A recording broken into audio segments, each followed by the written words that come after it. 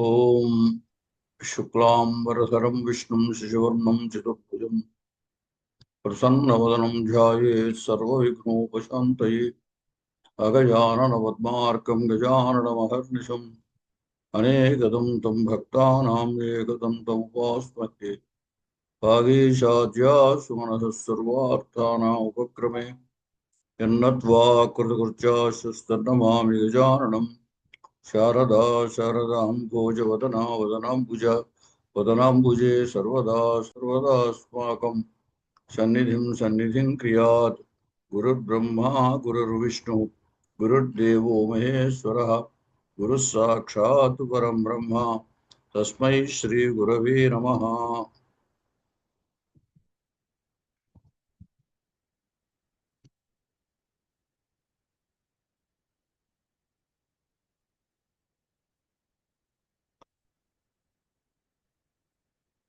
సరే, స్వప్నవాసవదత్తు చెప్పుకుంటున్నాం.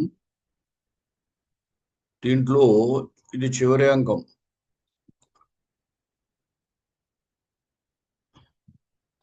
మహాసేనుడి దగ్గర నుండి కంచుకి దాది వచ్చారు.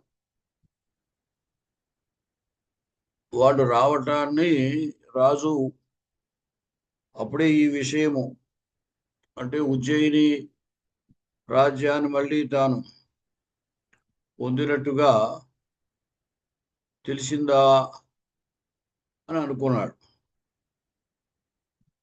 అందుకోసం అది వత్సరాజ్యాన్ని,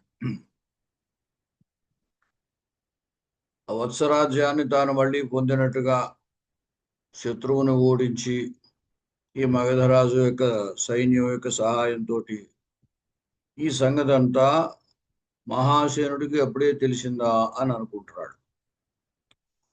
పద్మావతిని కూడా పిలిపించాడు. పద్మావతి మరొక భార్య సంగతి కదా, ఇక్కడ నేను ఉండడం అంత బాగుండదేమో అని ఆవిడ వెళ్ళిపోదాం అనుకుంది. అయితే రాజు ఆమెని అక్కడే ఉండమని చెప్పాడు. ఆర్యపుత్ర ప్రియం మే జ్ఞాతికులస్య కుశల వృత్తాంతం శ్రోతుం, మన బంధువుల యొక్క క్షేమ వార్తను వినడం నాకు కూడా ఇష్టమే అన్నాడు. అని అంది ఆమె. అనురూపమేతతు భవత్యా అభిహితం వాసవదత్తా స్వజన మే స్వజన ఇది. వాసవదత్త బంధువులు వారు నాకు కూడా బంధువులే అనేటువంటి మాట,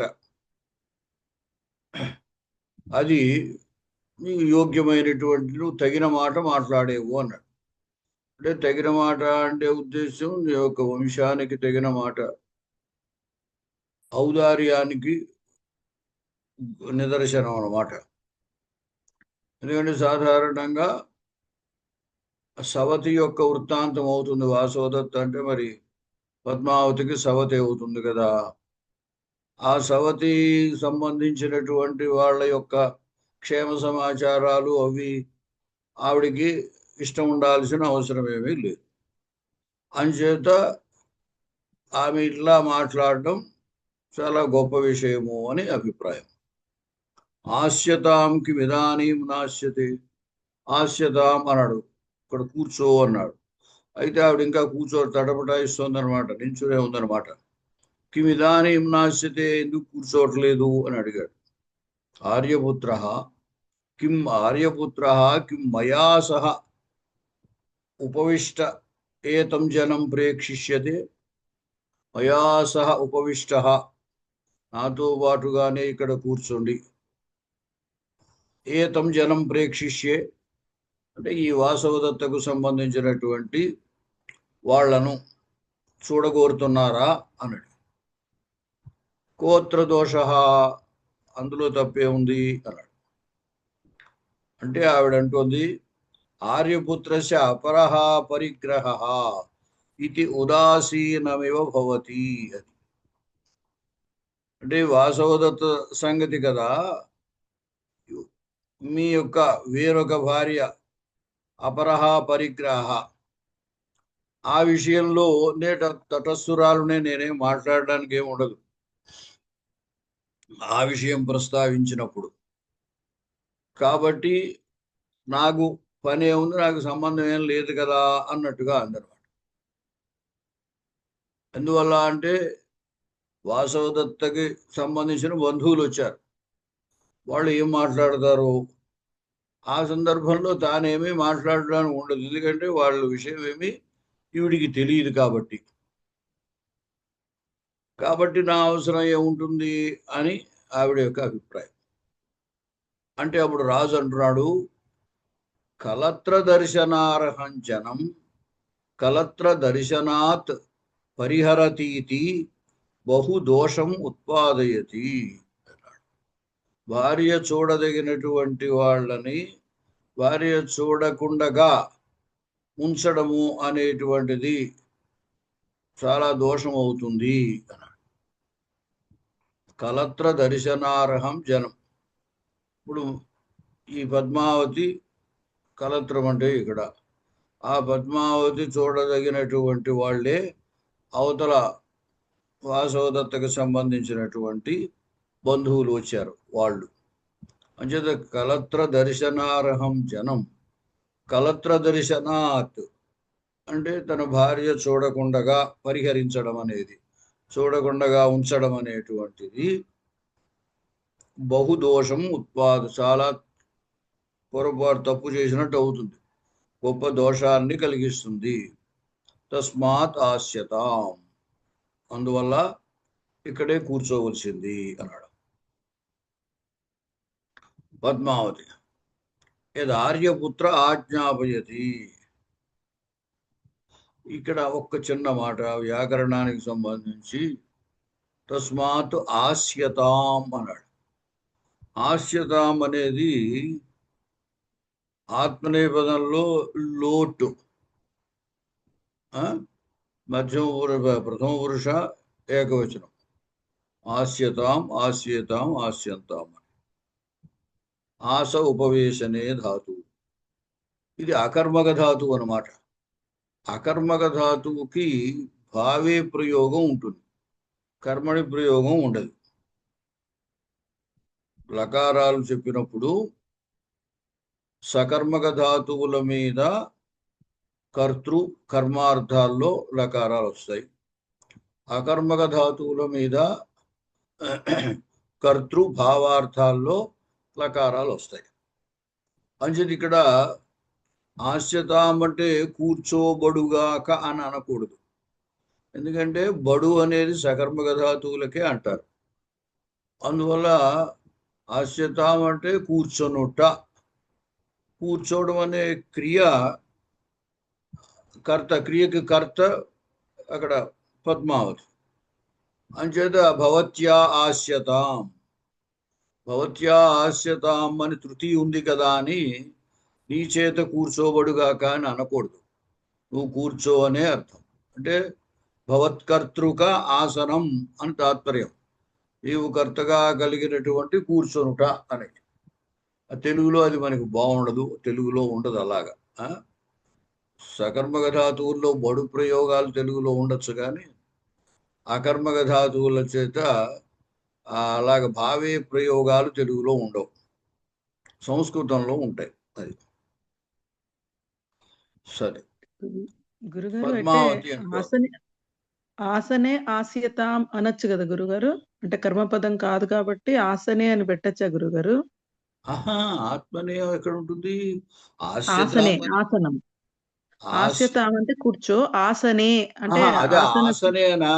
ఆసనే ఉండొచ్చు, ఆసనే ఆస్యత అని తప్పేం లేదు. ఒక ఇక్కడ మనం భావార్థంలో కూడా ఆత్మనేపదం వస్తుంది, అందువల్ల ఆస్యతాం అని ఉంది. ఆస్యతాం చేత భావము క్రియ మాత్రమే చెప్పబడుతుంది కాబట్టి, కర్త చెప్పబడలేదు కాబట్టి కర్తృవాచకమే తృతీయ వస్తుంది. అందువల్ల భవత్యా ఆస్యతాం అని అవుతుంది అన్నమాట. పద్మావతి యదార్యపుత్ర ఆజ్ఞాపయతి. సరే, మీరు చెప్పినట్లుగానే అన్నది. ఉపవిశ్య కూర్చొని, ఆర్యపుత్ర తాతో వా అంబ వా కిన్ను ఖలు భణిష్యతి ఇది ఆవిఘ్న ఇవ సంవృత్త. అది ఇక్కడ మామూలుగా తాత అంబ అంటే తండ్రి తల్లి అని. వాసవదత్త యొక్క తండ్రి తల్లి వాళ్ళనే ఈవిడు కూడా ఆ విధంగా భావిస్తోందన్నమాట. అంచేత వాళ్ళు ఏమంటారు అని నా యొక్క మనస్సు చాలా ఉద్విగ్నంతో ఉన్నది. ఉద్విగ్న ఇవ సంవృత్త, నేను చాలా ఉద్విగ్నురాలని అయ్యాను అని. వాళ్ళు ఏమంటారు అని. అంటే వాసవదత్త తల్లిదండ్రులనే, అంటే వరుసకి వాళ్ళు కూడా తల్లిదండ్రుల వరుసే అవుతారు కదా. వాసవదత్త ఈవిడికి సవతి అవుతుంది కాబట్టి వాసవదత్త యొక్క తల్లిదండ్రులు వాళ్ళని గౌరవంతో వాళ్ళని కూడా తల్లిదండ్రులుగా భావిస్తారు. అంచేత వాళ్ళు ఏమంటారు అంటే ఎందుకు వాసవదత్తని మరి ఆయన వాళ్ళకి తెలియకుండా ప్రేమించి తీసుకొచ్చి వివాహం చేసుకున్నాడు కదా, ఆమెను రక్షించలేదు కదా, రక్షించలేకపోయాడు కదా, అందుచేత ఏమంటారు అని. కాబట్టి వాళ్ళు ఏమంటారా అని నేను చాలా ఉద్విగ్నురాలనై ఉన్నాను. రాజా పద్మావతి ఏవమేతౌను. పద్మావతి సంబోధన. పద్మావతి ఏవమేతౌను, ఇది నిజమేనే అంటే నేను కూడా అట్లాగే భావిస్తున్నాను. కిం వక్ష్యతీతి హృదయం పరిశంకితం మే కన్యామయా వ్యవహృత లేదా వ్యపహృత నచ రక్షితాస. అది ఆమె ఏమంటుందా అని అయితే ఆ తల్లి కానీ తండ్రి కానీ ఏమంటారా అని నా యొక్క హృదయం కూడా శంకిస్తోంది. కిం వక్ష్యతి ఇది మే హృదయం పరిశంకితం, నా యొక్క హృదయం కూడా శంకిస్తున్నది. కన్యామయా వ్యవహృత, ఆ వాసవదత్త వారి దగ్గర నుండి దూరం చేయబడింది. కన్యా కూతురైనటువంటి వాసవదత్త మయా నాచేత వ్యవహృత, వ్యపహృత అపహరింపబడింది, లేదా వ్యవహృత దూరం చేయబడింది. వా ఉంటే వ్యవహృత అని ఉంటే దూరం చేయబడింది, వ్యపహృత అంటే అపహరింపబడింది. ఏదైనా సందర్భంలో సరిపోతుంది. నచ రక్షితాస, అయితే వాళ్ళ నుండి దూరంగా తీసుకొచ్చేనే కానీ ఆమె నేను రక్షించలేకపోయాను. నచ రక్షితాస, ఆమె రక్షింపబడలేదు. అందువలనే వాళ్ళు ఏమంటారా అని నా యొక్క హృదయం కూడా శంకిస్తోంది. భాగ్యై చలై మహదవాప్త గుణోపఘాత పుత్ర పితు జనిత రోష ఇవాస్మి భీత. అంతేకాకుండా భాగ్యై చలై భాగ్యై, చంచలములైనటువంటి సంపదల చేత, మహత్ అవాప్త గుణోపఘాత, మహత్ అవాప్త గుణోపఘాత అంటే మహాత్ములకు ఉండవలసినటువంటి అవాప్త గుణ ఉపఘాత, పొందబడినటువంటి గుణాలకి ఉపఘాతం జరిగింది. అంటే గొప్పవాడైనటువంటి వ్యక్తి మరి అట్లా చేయకూడదు. ఈ అవాప్త గుణోపఘాతము అనేది ఎట్లా ఎందువల్ల జరిగిందంటే చలై భాగ్యై, చంచలములైనటువంటి సంపదల చేత. ఆమెను తీసుకొచ్చి వివాహం చేసుకున్నాడు. తదనంతర కాలంలో ఏమైంది, శత్రువు తన రాజ్యాన్ని ఆక్రమించాడు. అంచేత సంపదలు కూడా చెలించిపోయాయి. అంచేత తనకు ఉండవలసినటువంటి గుణములు ఏదైతే ఉన్నాయో వాటికి అపఘాతము, దెబ్బ తగిలింది అన్నమాట. చంచలై చలై భాగ్యై చంచలములైనటువంటి భాగ్యముల చేత మహదవాప్త గుణోపఘాత. ఈ మహత్ అనేటువంటిది కర్మధారయ సమాసంలో అయితే తకారం ఉండదు, ఆకారం వస్తుంది తకారానికి. ఇప్పుడు మహాత్మా అక్కడ కూడా మహత్ శబ్దమే. మహాభాగ్యము అది కూడా మహత్తే. గొప్ప భాగ్యము అన్నాం అనుకోండి, మహాభాగ్యం అనాలి. మనం వ్యవహారంలో మహద్భాగ్యం అని కూడా అంటూ ఉంటాం. వస్తుతః మహద్భాగ్యం అనకూడదు. మహద్భాగ్యం అంటే షష్ఠీ తత్పురుష. మహతాం భాగ్యం మహద్భాగ్యం, లేదా మహతః భాగ్యం మహద్భాగ్యం. గొప్పవాని యొక్క లేదా గొప్పవారి యొక్క భాగ్యము అని అర్థం వస్తుంది మహద్భాగ్యం అంటే. మహాభాగ్యం అంటే గొప్ప భాగ్యము అని అర్థం వస్తుంది. కర్మధారయంలో అయితే తకారానికి ఆకారం వచ్చి మహాభాగ్యం అని ప్రయోగం. అదే షష్ఠీ సత్పురుష అయితే మహద్భాగ్యము అని ప్రయోగం. అందుచేత ఇక్కడ ఇబ్బంది ఏమిటి వచ్చిందంటే, కర్మధారయంగా తీసుకుంటే ఈ తకారం ఉండకూడదు, మహదవాప్త అని ఉండకూడదు. మహావాప్త అంటే గొప్పదైనటువంటి పొందబడినటువంటి గుణములకు అపఘాతము జరిగింది అని చెప్పాలి. అది తకారం లేదు కాబట్టి మహతాం అవాప్త గుణోపఘాత లేదా మహద్భి అవాప్త గుణోపఘాత. గొప్పవారి చేత పొందబడిన గుణములు ఏవైతే ఉంటాయో ఆ గుణములకు అపఘాతము జరిగింది అని అక్కడ ఉన్న పరిస్థితిని బట్టి అర్థం చెప్పాలన్నమాట. అంటే ఏమైంది ఇప్పుడు,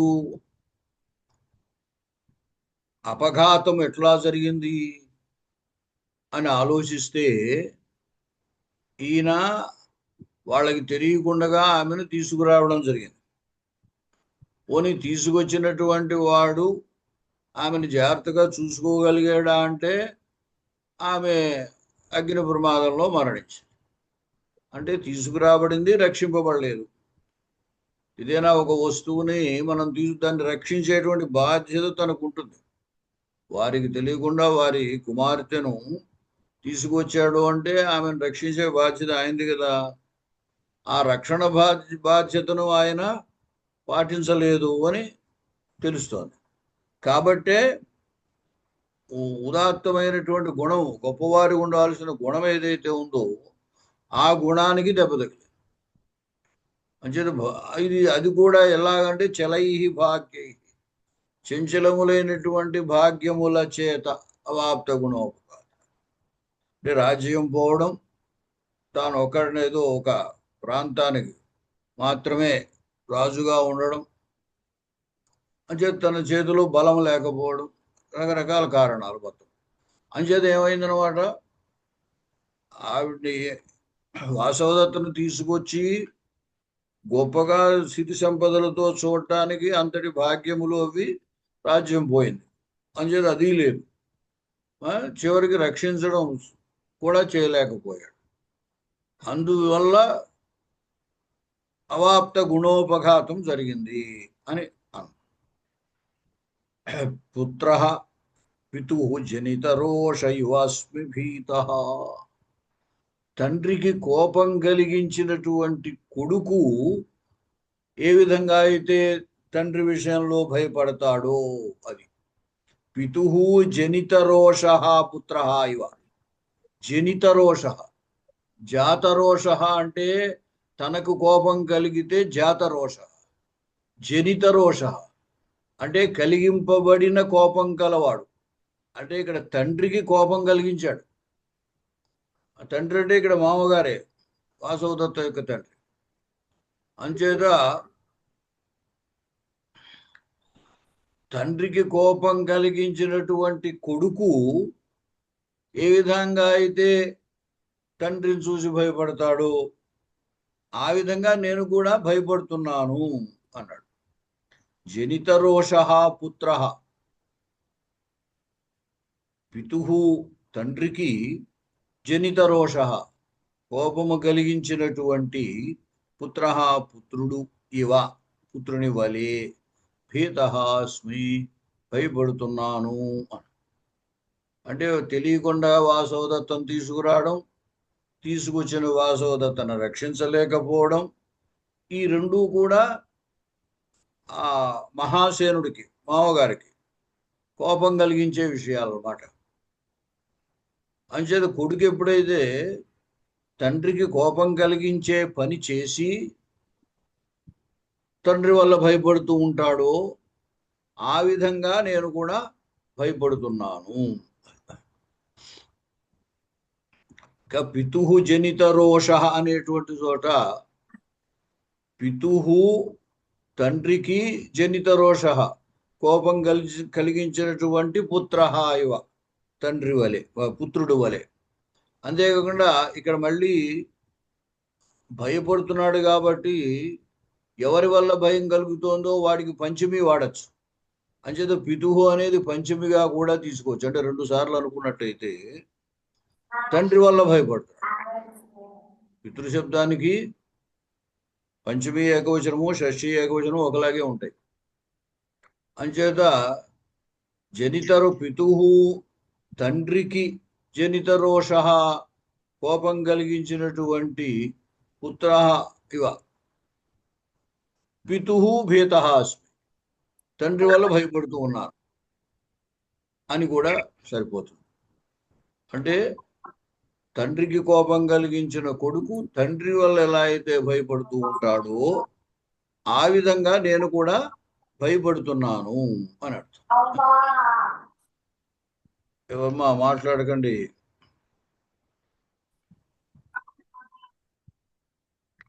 కిం వక్ష్యతీతి హృదయం పరిశంకితం మే. అంటే వాళ్ళు ఏమంటారా అని నా హృదయం శంకిస్తోంది. కన్యామయా వ్యపహృత నచ రక్షితాస. ఆమె నా చేత వారి యొక్క కూతురు కన్య నా చేత దూరం చేయబడింది, పైగా రక్షింపబడలేదు. భాగ్యైశ్చలై మహదవాప్త గుణోపఘాత. చంచలములైనటువంటి భాగ్యముల చేత ఉన్నతమైనటువంటి ఉండవలసినటువంటి గొప్ప గుణాలు ఏవైతే ఉన్నాయో వాటికి అపఘాతము జరిగింది. జరిగి పుత్రః పితుః జనితరోష ఇవాస్మి భీతః. తండ్రికి కోపం కలిగించినటువంటి కొడుకు వలె నేను భయపడుతున్నాను అన్నాడు. పద్మావతి నన్ను కిం శక్యం రక్షితుం ప్రాప్తకాలే. ప్రాప్తకాలం అంటే ఆ మరణానికి ప్రాప్తకాలం అన్నమాట. మరణం ఆసన్నం అయితే ఏది మాత్రం రక్షించడానికి శక్యం అవుతుంది?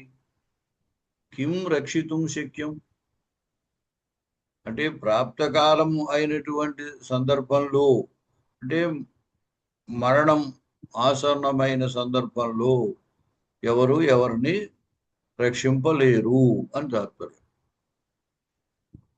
ఏష కాంచుకీయో ధాత్రీ చ ప్రతీహారం ఉపస్థితౌ. ప్రతీహారి అతడు వచ్చి, ఆమె ఇంతకు ముందే అనుకున్నాం కదా ఆమె ఇక్కడ స్త్రీ అని, ఆమె చెప్పిందనమాట. ఆ కంచుకి ధాత్రి దాది ఇద్దరు కూడా ఇక్కడికి వచ్చి ఉన్నారు. ప్రతీహారం అంటే నిరీక్షించే స్థలం, వెయిటింగ్ రూమ్ అన్నమాట. అక్కడికి వచ్చి ఉన్నారు అని చెప్పారు. శీఘ్రం ప్రవేశ్యతాం రాదు, ప్రవేశపెట్టండి వెంటనే. ప్రతీహారి యద్భర్త ఆజ్ఞాపయతి. నిష్క్రాంత వెళ్ళిందామె, వాళ్ళని తీసుకుని వచ్చింది. తతః ప్రవిశతి కాంచకీయః ధాత్రి ప్రతీహారి చ. ఈమె వెళ్ళి వాళ్ళిద్దరిని తీసుకొచ్చింది అనమాట. ప్రతీహారి ఆమెతో పాటుగా వాళ్ళిద్దరూ, కంచుకి దాది వాళ్ళిద్దరూ కూడా వచ్చారు. కాంచుకి భోః సంబంధిరాజ్యమిదం ఏత్య మహాన్ ప్రహర్ష.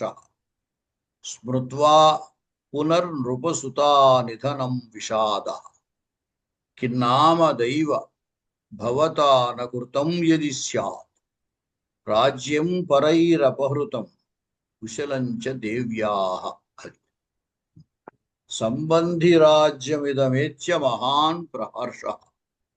కంచుకి అనుకుంటున్నాడు, ఈయన వత్సరాజు ఉదయనుడి దగ్గరికి వచ్చాడు కదా, అంచేత తమకు సంబంధించినటువంటి, అంటే తమ రాజుకి అల్లుడే కదా ఈయన, మహాసేనుడికి అల్లుడు. అంచేత అతడు రాజ్యాధికారాన్ని మళ్ళీ పొందాడు అనేటువంటి ఆనందం ఉన్నది. అంచేత అతని యొక్క రాజ్యానికి నేను వచ్చాను అనేటువంటి ఆనందం ఉన్నది. సంబంధి రాజ్యం ఇదం ఏత్యా మహాన్ ప్రహర్ష. ఆయనకి సంబంధించినటువంటి రాజ్యం ఇది. అంటే ఏమిటి? ఎవరికి సంబంధము? సంబంధి అంటే బంధువు అనమాట. సంబంధం గలవాడు సంబంధి. తన బంధువు మహాసేనుడి యొక్క అల్లుడు ఉదయనుడు. అందుచేత ఆయన యొక్క రాజ్యానికి నేను వచ్చాను అనేటువంటిది మహాన్ ప్రహర్ష, గొప్ప ఆనందం. ఎందువల్ల అంటే అతడు ఇంతకు ముందు ఉదయనుడు రాజ్యాన్ని కోల్పోయాడు, మళ్ళీ తిరిగి రాజ్యాన్ని పొందాడు. కాబట్టి ఆ మళ్ళీ రాజ్యాన్ని పొందినటువంటి పరిస్థితిలో ఆ రాజ్యానికి నేను వచ్చాను అనేటువంటి ఆనందం నాకు కలుగుతోంది. అదొకటి. ఇంకొకటి ఏమిటి? స్మృత్వా పునః నృపసుతా నిధనం విషాద. అయితే ఏంటి? ఏ రాజ్యం పొందాడు అని ఆనందిస్తున్నామో, ఏ సంబంధం చేత అతడు బంధువు అని అనుకుంటున్నామో, ఆ సంబంధానికి కారణమైనటువంటి వాసవదత్త లేదు. వాసవదత్త ద్వారా కదా, వాసవదత్త భర్త కాబట్టి, వాసవదత్త మహాసేనుడి కూతురు కాబట్టి, మా రాజుగారి అల్లుడు, ఆ విధంగా బంధువు. కానీ ఏ కారణంగా ఈ బంధుత్వం ఏర్పడిందో ఆ వ్యక్తి లేదు, ఇక్కడ లేదు. చేత నృపసుతా నిధనం స్మృత్వా పునః విషాద.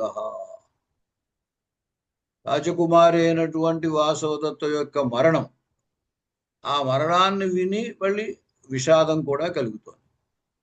అంటే ఉదయనుడు మళ్ళీ తిరిగి రాజ్యాన్ని పొందాడు అనే ఆనందము, అయ్యో ఈ బంధుత్వానికి కారణమైనటువంటి తన రాజకుమారి అయిన వాసవదత్త మరణించిందే అని దుఃఖం, ఈ రెండూ కలుగుతున్నాయి అన్నమాట. కిన్నామ దైవ దైవా, ఓ దైవమా, భవతా కిన్నామ నకృతం, నువ్వు ఏం చేయలేదు అంటే నువ్వు ఏమైనా చెయ్యగలవు అని తాత్పర్యం. కిన్నామ నకృతం, నువ్వు ఏది చేయలేదు అంటే ఏదైనా చేయడానికి నువ్వు సమర్థుడివి. అప్పుడు రాజ్యం పోవడానికి నువ్వే, మళ్ళీ తిరిగి రాజ్యం రావడానికి నువ్వే, అలాగే వాసవదత్తని వివాహం చేసుకోవడానికి నువ్వే, మళ్ళీ వాసవదత్త మరణించడానికి నువ్వే. అంటే ఏమిటి? అన్నిటికీ నువ్వే కదా. అటువంటప్పుడు యది స్యాత్ రాజ్యం పరైరపహృతం కుశలజ్జ దేవ్యాః. రాజ్యైః పరైః అపహృతం స్యాత్ దేవ్యాః కుశలంచ స్యాత్ ఇది అని. ఆ రాజ్యం పోయినా ఆమె దేవి అంటే వాసవదత్త, వాసవదత్త క్షేమంగా ఉంటే బాగుండేది కదా. ఇది శాత్ అలా అయి ఉంటే బాగుండేది కదా. ఎందుకంటే నువ్వు ఎలాగా ఏదైనా చేయగలుగుతావు. ఇప్పుడు వాసవదత్త పోయింది, రాజ్యం వచ్చింది. రాజ్యం పోయినా వాసవదత్త క్షేమంగా ఉంటే బాగుండేది కదా అని అనుకుంటున్నాడు. కిన్నామదైవ అవతానకృతం స్యాత్ అన్నమాట. ఓ దైవమా, నువ్వు ఏది చేయలేకుండా ఉన్నావు అంటే ఏదైనా చేయగలవు అని తాత్పర్యం. నకృతం స్యాత్ అంటే ఏది నువ్వు చేయకుండా ఉంటావు, నీ చేత చేయబడకుండా ఏది ఉంటుంది అంటే అన్నీ నీ చేతే చేయబడుతున్నాయి. అన్నీ నీ చేతే చేయబడేటప్పుడు అంటే నువ్వు అన్నీ చేయడానికి సమర్థుడు అయినప్పుడు ఆమె క్షేమంగా ఉండి రాజ్యం పోయినా పర్వాలేదు, అలా జరిగి ఉండొచ్చు కదా అంటున్నాడు. ఇది రాజ్యం పరైరపహృతం దేవ్యా కుశలంచ స్యాత్ అనమాట. ఇది అన్నాడు కదా, పోనీ రాజ్యం పోయి ఆమె క్షేమంగా ఉన్నా బాగుండేది కదా అన్నాడు, అనుకున్నాడు ప్రతిహారి. ఏష భర్త ఉపసర్పతో ఆర్యా, రాజుగారు, అడుగో రాజుగారు మీరు రండి అని. కాంచుకీయ ఉపేత్య సమీపించి జయతు ఆర్యపుత్ర, ఆర్యపుత్రునికి జయమవుగాక. దాది ధాత్రి జయతు భర్త రాజా. సబహుమానం అంటే వారి పట్ల గౌరవంతో ఆదరంతో అంటున్నాడు ఆర్య. పృథివ్యాం రాజవంశానాం ఉదయాస్తమయ ప్రభు అపి రాజా స కుశలి మయా కాంక్షిత బాంధవ. ఆ మహాసేనుడు, అతడికి ఆ మహాసేనుడు అనే పేరు అతను ఉండేటువంటి సైనిక బలాన్ని బట్టి వచ్చిందనమాట. అంచేత భూమి మీద ఏ రాజవంశం వృద్ధి చెందాలన్నా, ఏ రాజవంశం అస్తమించాలన్నా దానికి సమర్థుడైన వాడు ఈ మహాసేనుడు అనమాట.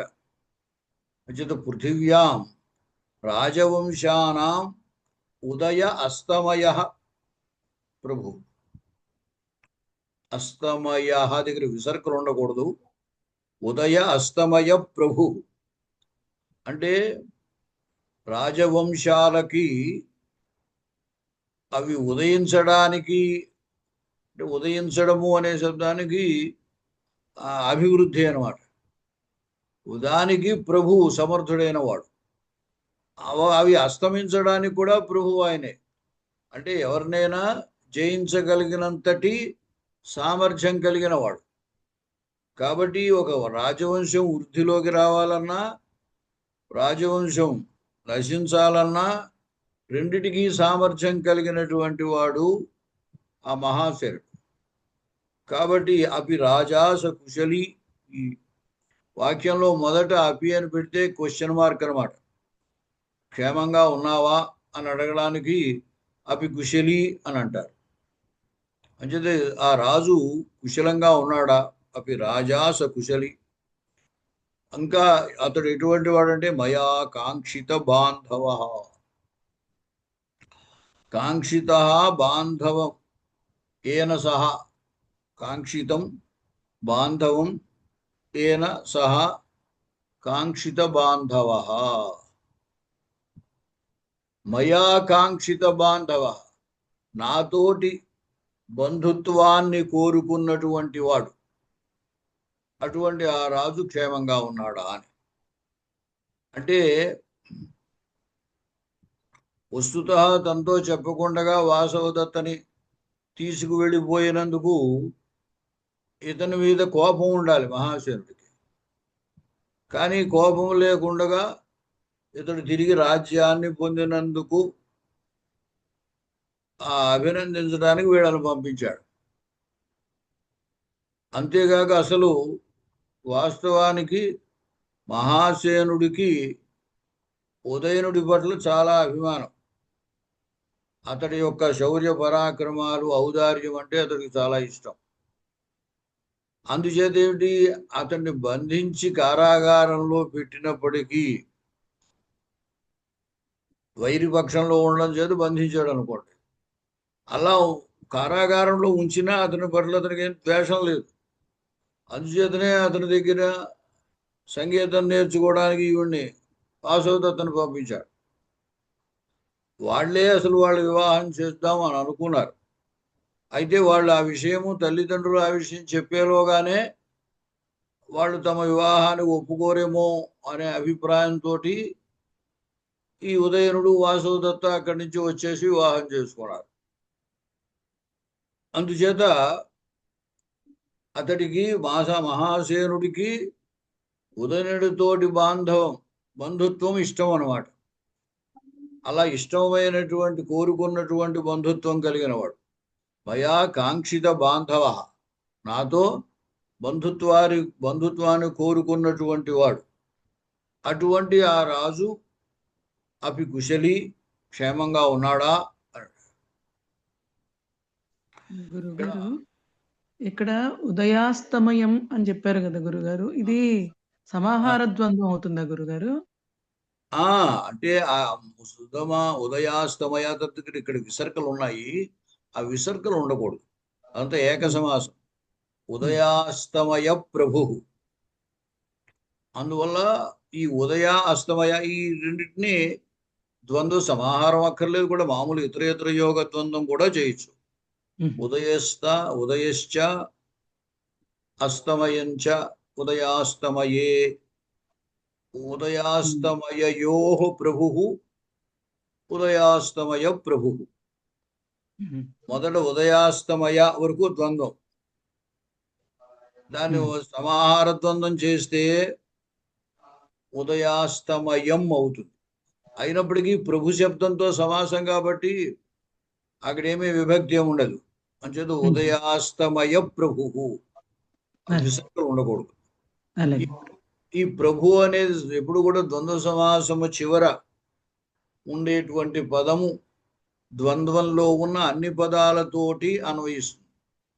అందువల్ల ఈ ప్రభు శబ్దము రెండిటికి అన్వయిస్తుంది. ఉదయ ప్రభువు, అస్తమయ ప్రభువు అన్నమాట. ఉదయించడానికి ప్రభు శబ్దానికి సమర్థుడు అని అర్థం. అంచేత ఉదయ ప్రభువు అంటే ఉదయించడానికి సమర్థుడు. అంటే ఏ వంశమైనా వృద్ధిలోకి రావడానికి అతడు సమర్థుడే, ఆ వంశం నాశనం కావడానికి సమర్థుడే అతడు. రెండిటినీ కూడా చేయగల సామర్థ్యం గలవాడు అని తాత్పర్యం. అలాగే మయా కాంక్షిత బాంధవ, ఇక్కడ కాంక్షిత, అదే కాంక్షితం బాంధవం, ఏన సహా కాంక్షిత బాంధవ అంటే బంధుత్వాన్ని కోరుకున్నటువంటి, ఎవని చేతనైతే బంధుత్వము కోరుకోబడిందో అతడు. ఓవరీ సమాసం. ఎవరితోటి బంధుత్వము? మయా, నాతోటి, అంటే ఉదయనుడితోటి. ఆ ఉదయనుడితోటి కోరుకోబడిన బంధుత్వం కలవాడు, అంటే బంధుత్వాన్ని కోరుకున్నవాడు. గురుగారు ఇంకొక ప్రశ్న గురుగారు, ఇక్కడ సహ కుశలి అని ఉంది కదా గురుగారు, అంటే ఇక్కడ సా దగ్గర విసర్గ ఎందుకు సలోపకరణై సమాసే పనిచేస్తుందా? అది పనిచేస్తుందా సూత్రం గురుగారు? ఎక్కడ సహ కుశలి అని ఎందుకు చెప్పలేదు గురుగారు? అంతే ఏతత్తదో సులోభో అకోరణై సమాసే హరి. ఏతత్తు తద్దు శబ్దాలకి హల్లు పరంగా ఉంటే ప్రథమ ఏకవచన సుప్రత్యయం లోపిస్తుంది. అంచేతనే సహా కుశలి ఉంటే సకుశలి అనవు. గురుగారు ఇది ఇంకో డౌట్,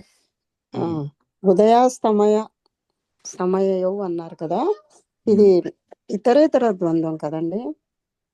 సమాహారం అదే అంటే సమాహారం అక్కర్లేదు, ఇతరేతర ఏమైనా చేయొచ్చు అన్న. ఉదయాచ అస్తమయంచ అన్నాం అనుకోండి, అప్పుడు ఉదయాస్తమయే అవుతుంది. అస్తమయ శబ్దాన్ని నపూంసలింగంలో తీసుకుంటే అస్తమయం అవుతుంది, పుంలింగంలో తీసుకుంటే అస్తమయ అవుతుంది. సాధారణంగా అస్తమయం అని అంటాం. అంచేత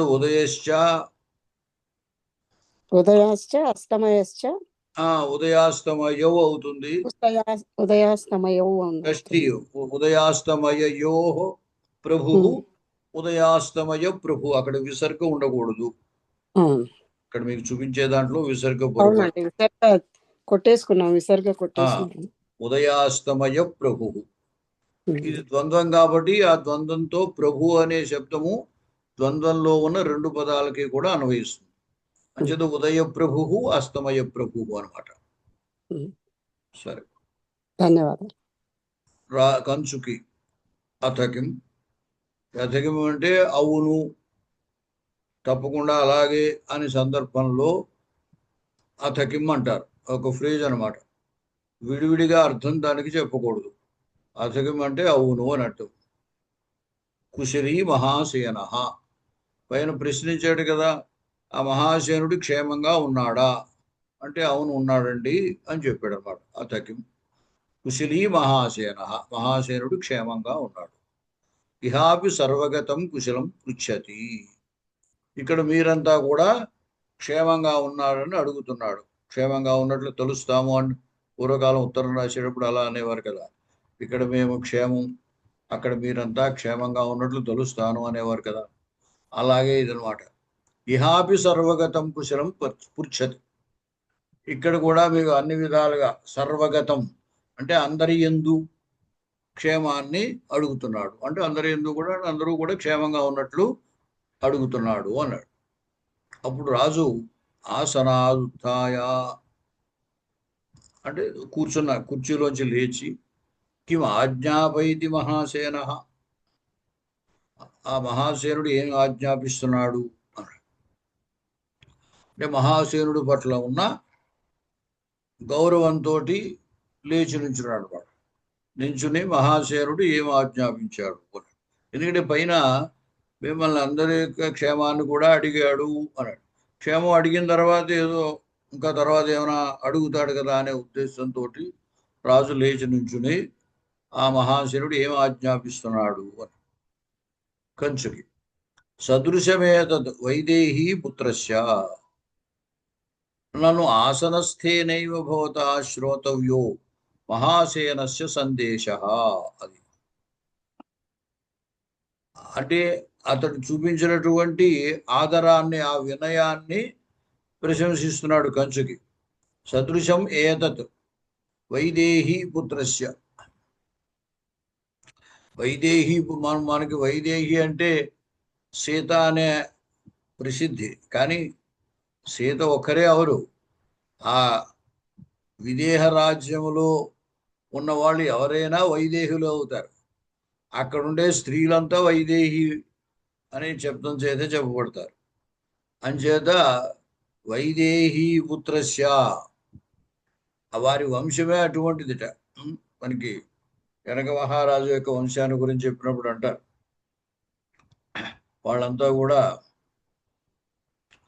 మోక్షాన్ని పొందేటువంటి వారని. అంచేత విదేహ శబ్దం వచ్చిందనమాట. విదేహ శబ్దం నుంచి వైదేహి వచ్చింది. సరే, అది ఇప్పుడు అక్కర్లేదు అనుకోండి మనకి. ఇంతకీ వైదేహి అనగానే సీత అని అనుకోకండి. ఆ విదేహ రాజ్యానికి చెందినటువంటి ఆమె ఈ ఉదయనుడి యొక్క తల్లి అన్నమాట. అందుచేత వైదేహీ పుత్రస్య ఏతత్ సదృశం, ఇటువంటి ప్రవర్తన ఏదైతే ఉందో ఇది సదృశమైనది, అంటే అటువంటి వాళ్లకు యోగ్యమైనటువంటిదే. అంటే ఎటువంటి వంశంలో అయితే నీవు జన్మించేవో ఆ వంశం వారికి తగినదే ఇట్లాగా పెద్దల పట్ల ఆదరాన్ని చూపడం అనేది. అందుచేత ఆయన నించున్నాడు కదా, ఆసనంలోంచి లేచి, మహారాజు కదా, పైగా ఎదురుగుండా ఏమీ లేడు మహాసేనుడు. మహాసేనుడు యొక్క వర్తమానం కంచుకు చెబుతున్నాడు. అంత మాత్రము చేతనే మహాసేనుడు పట్ల ఉన్న గౌరవంతో రాజు లేచి నించున్నాడు. అది అందుచేత ఏమన్నాడు, నన్ను ఆసనస్థేనైవ భవతా శ్రోతవ్య మహాసేనస్య, ఇక్కడ స్యాగ బదులు న్యాని పడింది చూడండి. మహాసేనస్య సందేశ, ఆసనంలో కూర్చునే నీవు మహాసేనుడి యొక్క సందేశాన్ని వినవచ్చు. భవతా ఆసనస్థేనైవ భవతా శ్రోతవ్య, అంటే ఆసనంలో, కుర్చీలో, ఆ సింహాసనంలో కూర్చున్నటువంటి వాడివై అటువంటి నీ చేతనే మహాసేనుడి యొక్క సందేశము వినదగినది. అంటే నించవలసిన అవసరం లేదు, కూర్చోవయ్యా అని చెప్పాడు. యదా జ్ఞాపయతి మహాసేన, సరే మహాసేనుడు ఏ విధంగా ఆజ్ఞాపిస్తే అలాగే అన్నాడు. అంటే మహాసేనుడు యొక్క ప్రతినిధిగా కంచుకి వచ్చాడు కాబట్టి, అతడి నుండి వర్తమానం తీసుకొచ్చాడు కాబట్టి, మహాసేనుడి పట్ల ఉన్న గౌరవాన్ని కంచుకి పట్ల కూడా అతడు చూపిస్తున్నాడు అనమాట.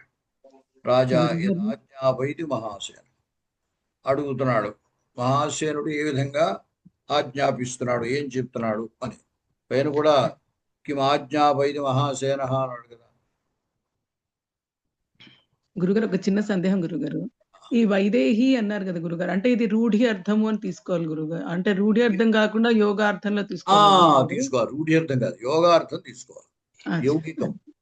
అంటే ఇప్పుడు పంకజం అని ఉందనుకోండి గురుగారు, మండూక అర్థంలో పంకజాన్ని రాయొచ్చా అయితే గురుగారు? రాయకూడదు. ఈ యోగరూఢములు అంటారు. యోగరూఢం అంటే ఏమిటంటే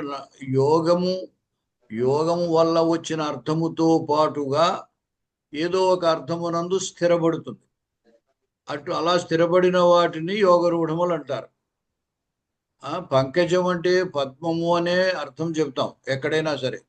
ఎక్కడైనా జతి కావ్యాలు, రెండు అర్థాలు ఉన్న కావ్యాల్లో అక్కడ సందర్భాన్ని బట్టి బురదలో పుట్టింది మరొకటి కూడా ఏదైనా చెప్తే చెప్పొచ్చు. కానీ సాధారణంగా ఎక్కడైనా సరే పంకజం అంటే పద్మం అనే అర్థం చెబుతాం. అంటే యోగార్థముతో పాటుగా ఆ యౌగికార్థాలు అనేకములు ఉంటే దాంట్లో ఒకదాని యందే స్థిరపడిన దాన్ని యోగరూఢము అంటారు. కాబట్టి పంకజం అనే దానికి పద్మము అనే అర్థం చెప్పడం అనే పద్ధతి ఏమిటి? యోగరూఢం వల్ల అలా చెప్తారు. అది అలాగే వైదేహి అంటే కూడా అంతే. విదేహరాజు అతని యొక్క కూతురుగా వైదేహి అని చెబుతున్నాం. ఆ విదేహానికి సంబంధించి ఆ రాజ్యానికి సంబంధించిన స్త్రీలు ఎవరైనా వైదేహి అనే శబ్దం చేసి చెప్పచ్చు. కానీ మనకి అది యోగరూఢం ద్వారా సీత యందే స్థిరపడింది అనమాట. ధన్యవాదాలు. ఇటువంటి ప్రయోగంలో కుదరదు కాబట్టి, ఇప్పుడు ఇక్కడ సీత యొక్క కొడుకు అంటే అర్థం ఇక్కడ కుదరదు కాబట్టి యౌగిక అర్థం తీసుకోవాల్సి వస్తుంది. స్పష్టం గురుగారు. దిష్ట్యా పరైరపహృతం రాజ్యం పునః ప్రత్యానీతమితి. అంటే ఆయన మహాసేనుడు ఏం చెబుతున్నాడు అంటే, దిష్ట్యా పరై అపహృతం రాజ్యం పునః ప్రత్యానీతం. దైవాత్తు ఇతరుల చేత అపహరింపబడిన రాజ్యము మళ్ళీ తీసుకురాబడింది, మళ్ళీ పొందబడింది ఇది అని ఈ విధంగా సందేశం పంపాడనమాట ఆయన. శత్రువుల చేత అపహరింపబడిన రాజ్యము దైవాత్తు దైవానుగ్రహం చేత మళ్ళీ పొందబడింది, బాగుంది అని. కుతః ఎందువలన అంటే, కాతరాయే ప్యశక్తావా నోత్సాహస్తేషు జాయతే ప్రాయేణ హి నరేంద్రశ్రీ సోత్సాహైరేవ భుజ్యతే. అది అంటే మళ్ళీ రాజ్యాన్ని పొందడము అనేటువంటిది, రాజ్యం పోయిందని దుఃఖిస్తూ కూర్చోకుండగా మళ్ళీ రాజ్యాన్ని పొందాలనేటువంటి ఆ ఉత్సాహం ఉన్నప్పుడే అది పొందబడుతున్నాడు.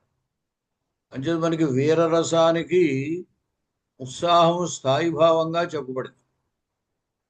అసలు దేని విషయంలో మనం ఏ పని చేయాలన్నా ఉత్సాహం ఉండాలి. ఒక వీరరసానికంటే సాహిత్యంలో ఆలంకారికులు ఆ ఉత్సాహాన్ని స్థాయిభావంగా చెప్పారనుకోండి. కానీ లోక వ్యవహారంలో కూడా మనం ఏది సాధించాలన్నా ఉత్సాహం అనేది తప్పనిసరిగా ఉండాలి.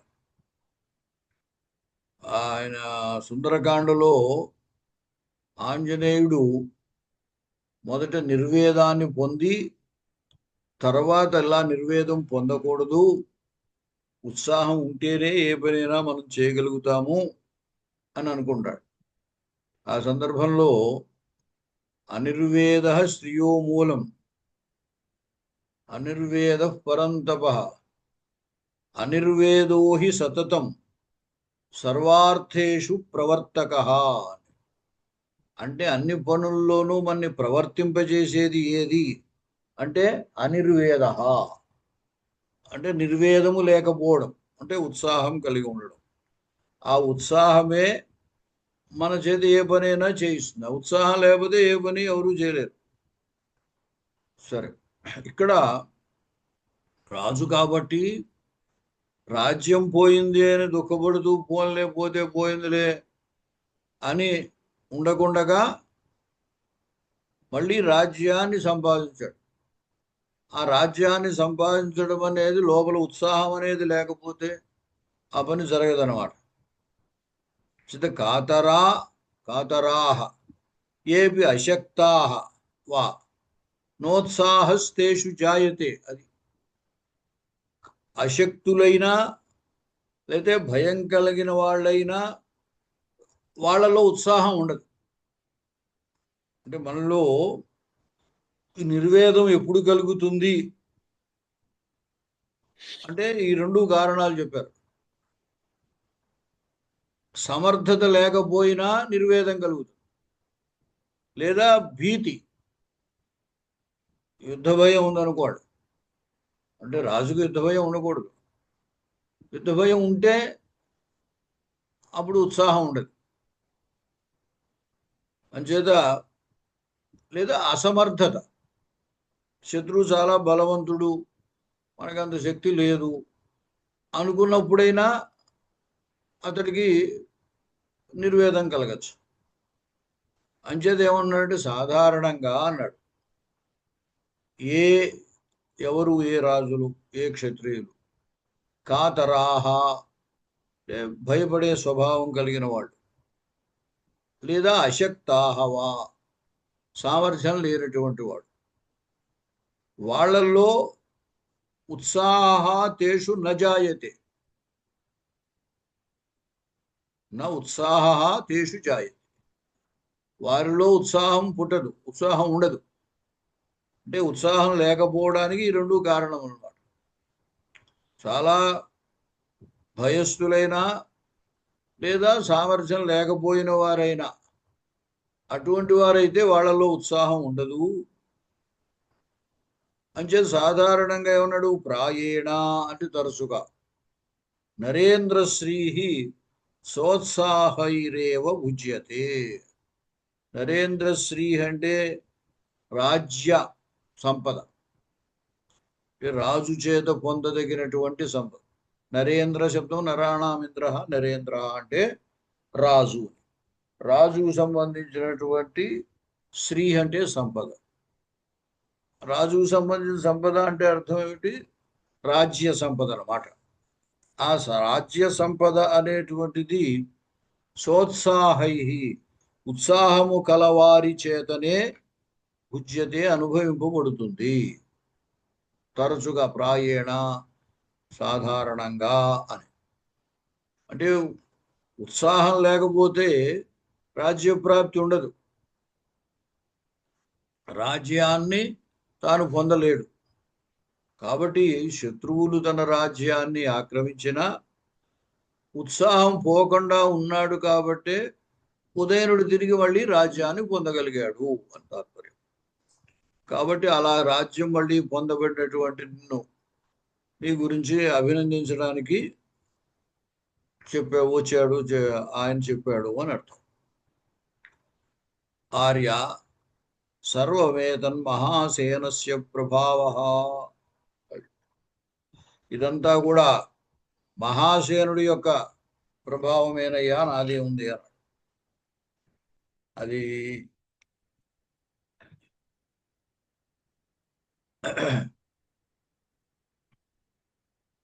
విశేషం ఏమిటంటే గొప్పవాడు ఇప్పుడు కూడా అది నేనే సాధించాను అని ఒప్పుకోడు. తానే సాధించచ్చు, తానే సాధించినా ఏమంటాడంటే దీంట్లో నాదే ఉంది, అంతా ఆయన యొక్క గొప్పతనమే అంటాడు.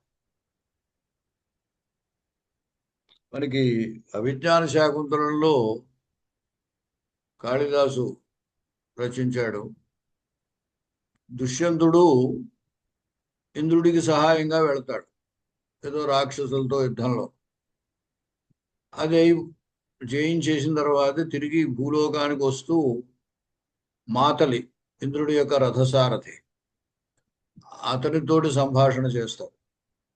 చేసిన సందర్భంలో అంటాడు, మాతలు అంటాడు, మీరు చాలా గొప్ప ఉపకారం చేశారు, ఆ శత్రువుల్ని జయించారు, ఇంద్రుడికి మీరు చాలా ఉపకారం చేశారు అంటాడు.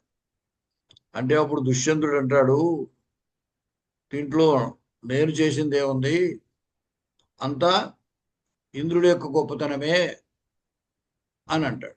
అంటూ ఒక చిన్న మాట కాళిదాసు చెప్తాడు, ఏమిటంటే ఏదైనా సరే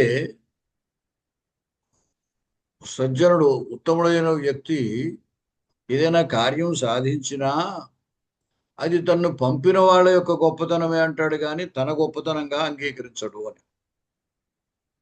అలాగేమిటంటే ఇక్కడ కూడా ఏమిటంటే రాజు తాను సాధించినప్పటికీ ఈ దాంట్లో ఈ గొప్పతనం నాగే ఉంది, అదంతా మహాసేనుడి యొక్క గొప్పతనము అని అంటున్నాడు. సర్వమేతన్ మహాసేనస్య ప్రభావ, ఇదంతా కూడా మహాసేనుడి యొక్క ప్రభావం వలనే జరిగింది అని. ఎలాగా, కుతః అంటే చెప్తున్నాడు, అహం అవజిత పూర్వం తావత్ సుతై సహలాలిత. ఇంతకు ముందు ఆయన అవజిత అంటే ఓడింపబడ్డాడు. మహాసేనుడు ఇతన్ని బంధించి తన రాజ్యంలో కారాగారంలో ఉంచాడు, అంచేత ఓడింపబడ్డాడు కదా. అహం అవజిత పూర్వం, ఇంతకు ముందు నేను ఓడింపబడ్డాను. అయితే ఓడించినటువంటి ఇతన్ని కారాగారములో ఉంచిన తన కుమారులతో సమానముగా ఇతని పట్ల ఆదరాన్ని చూపించాడు అతడు. అంచేత తావత్ సుతై సహ లాలిత, తన కుమారులతో పాటుగా నేను లాలింపబడ్డాను, అంటే ఆదరింపబడ్డాను. దృఢం అపహృత కన్యా భూయ మయా నచ రక్షిత. అయితే ఆమె వారి యొక్క కుమార్తె కూతురైనటువంటి వాసవదత్తని నేను అపహరించాను. దృఢం అపహృత కన్యా భూయ, పోని అపహరించి ఆమెను జాగ్రత్తగా చూసుకున్నానా అంటే మయా నచ రక్షిత, నా చేత ఆమె రక్షింపబడలేదు. నిధనమపి చ శ్రుత్వా తస్యాః తథైవ మయి స్వత.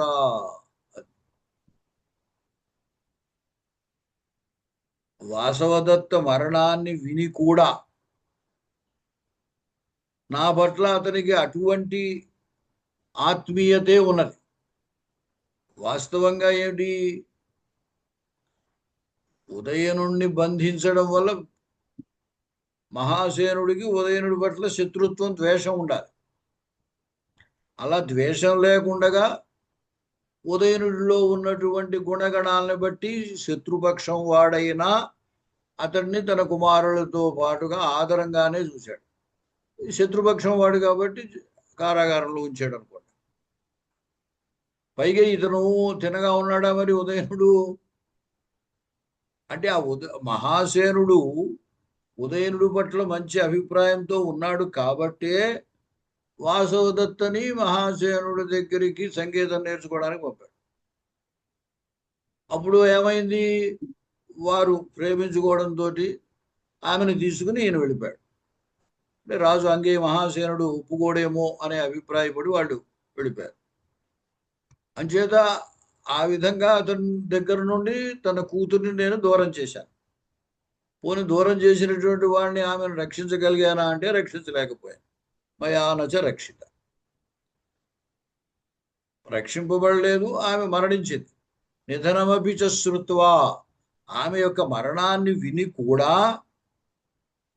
తథైవ మయి స్వత, నా యందు అదే విధమైన ఆత్మీయత అతనికి ఉన్నది. న్యాయంగా అతనికి ఇంకా కోపం వచ్చి ఈ ఉదయనుడి మీద అతడు దండెత్తి రావాలి, కానీ ఆ పని ఆయన చేయలేదు. అంచేత నన్ను యద్ ఉచితాన్ వత్సాన్ ప్రాప్తుం నృపో అత్రహి కారణం. కాబట్టి నేను మళ్ళీ ఈ వత్సరాజ్యాన్ని పొందాను అంటే అక్కడ అతడే కదా కారణము అంటున్నాడు. అంటే ఇక్కడ కారణం ఏ విధంగా అనమాట, ఇతని పట్ల శత్రుత్వాన్ని వహించకపోవడమే కారణం. శత్రుత్వం వహించవలసినటువంటి సందర్భం వచ్చినా ఉదయనుడి పట్ల శత్రుత్వం వహించకుండగా తన పట్ల ఆత్మీయతతోటి ఉండడమే తాను మళ్ళీ వత్సరాజ్యాన్ని పొందడానికి కారణము అని అంటున్నాడు అనమాట. ఏది ఉచితానువత్సాను ప్రాప్తం నృప అత్రహి కారణం. రాజే ఇక్కడ కారణం అంటే మహాసేనుడే కారణము అన్నాడు. కాంచుకీయ గురుగారి స్వత అంటే తృతీయ విభక్త గురుగారు. స్వ అనే దాని మీద భావార్థంలో తా అనే ప్రత్యయం. అది స్వశబ్దానికి 4 అర్థాలు ఉన్నాయని చెప్పాను కదా. ఆత్మ, ఆత్మీయ, జ్ఞాతి, ధన అని 4 రకాల అర్థాలు ఉంటాయి. అంచేత ఇక్కడ ఆత్మీయత అన్నమాట, తనవాడు అనే భావం. స్పష్టంగా స్వశబ్దానికి ఆత్మీయుడు, ఆత్మీయుడి యొక్క భావము ఆత్మీయత అన్నమాట. అంటే స్వత అంటే ఆత్మీయత అని అర్థం. కాంచుకీయ. గురుగారు నమస్కారం.